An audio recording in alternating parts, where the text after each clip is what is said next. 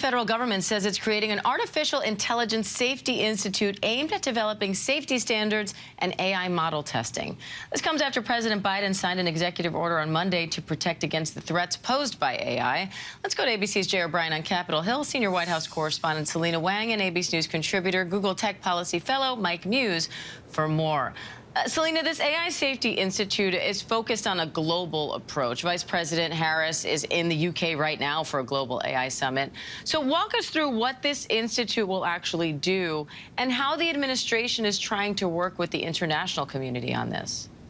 Well, Diane, the White House is making very clear after this sweeping executive order that it's not just America's problem. America alone cannot set these standards to try and limit the dangers of artificial intelligence, but it must work with the world. And the U.S. is already seen as a leading player in the development of artificial intelligence technology, but it has been somewhat lagging behind in the regulation, and the president in the U.S. wants to change that. As you mentioned, the vice president is currently in the U.K. for this global AI summit. While she was there, she announced that the U.S. has had 30 countries join the U.S. in a U.S.-led declaration, signed on to that in order to responsibly use artificial intelligence in the military. This AI Institute is focused on evaluating and trying to figure out what the risks are in different AI models and trying to mitigate those risks, set standards, and for watermarking, explaining when something is AI generated, trying to show people what is AI content, showing how to detect that, setting standards for detection and for labeling it. As part of that AI Safety Institute, also it's going to include working with other research centers around the world and sharing information that the U.S. has. So this is really about U.S. trying to set standards here, as well as trying to be the leader in the actual technological development. Mike, you do a lot of work with AI. So what's your take on this? What the report that Selena is doing is absolutely correct. The challenge that the U.S. faces is that they are behind in the regulations. The part of Vice President Harris's trip to the U.K. is to really rally the global community around what the United States sees as the principles of AI. But the challenge that they have is that the European Union is already way ahead of the United States in the sense of, one, understanding the regulations, but then two, putting regulations they're getting close to the point where they're putting regulations in place.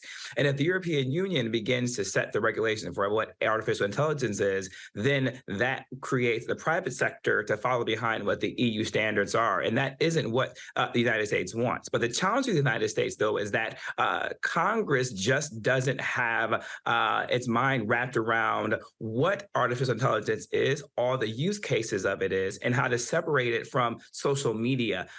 United States Congress has yet to even come up with regulations when it comes to data privacy. And so that just shows you the challenges that the United States has with looking at what the Congress is doing far behind what the congressional is doing with data privacy versus what the European Union has already done on data privacy. So the United States is far behind the regulation point of view. So, Jay, what is the appetite on Congress for regulation on AI? What are those conversations like right now?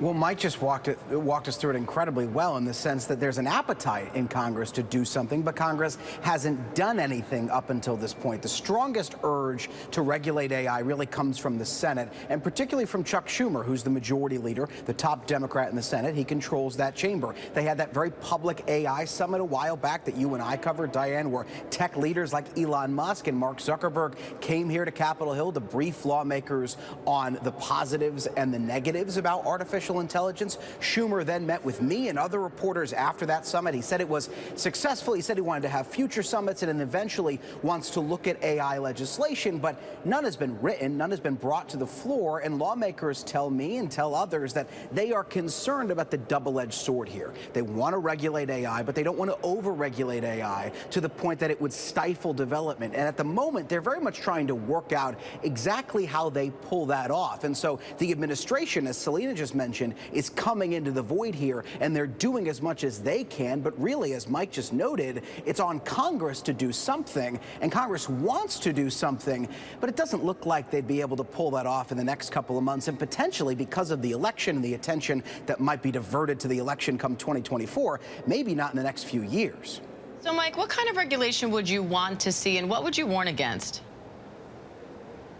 The biggest warning is what Jay mentioned right there, is to make sure that you don't overregulate until you stifle innovation. That is what America is so known for, is this beautiful innovation that we always create that the globe also then kind of follows behind. The most concerning for me is just the algorithmic biases that are associated, and that private companies do not rely so much on AI technology to do the work, but to actually make sure that there are humans there to oversee and regulate the quality of the output that the AI is actually doing. So ensuring that companies have product managers, if you will. I do like what the Biden administration has done in laying out the Bill of Rights and kind of giving baseline principles for private companies who may not be as well funded as Microsoft or as Google to have the competency of employees who have understanding from a policy perspective of it, but they can use this Bill of Rights if they're a startup in order to garner the principles around creating these programs, with the glaring spotlight being on algorithmic biases that can cause harm to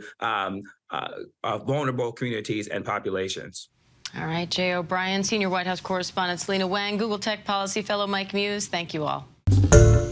Hi, everyone. George Stephanopoulos here. Thanks for checking out the ABC News YouTube channel. If you'd like to get more videos, show highlights, and watch live event coverage, click on the right over here to subscribe to our channel. And don't forget to download the ABC News app for breaking news alerts. Thanks for watching.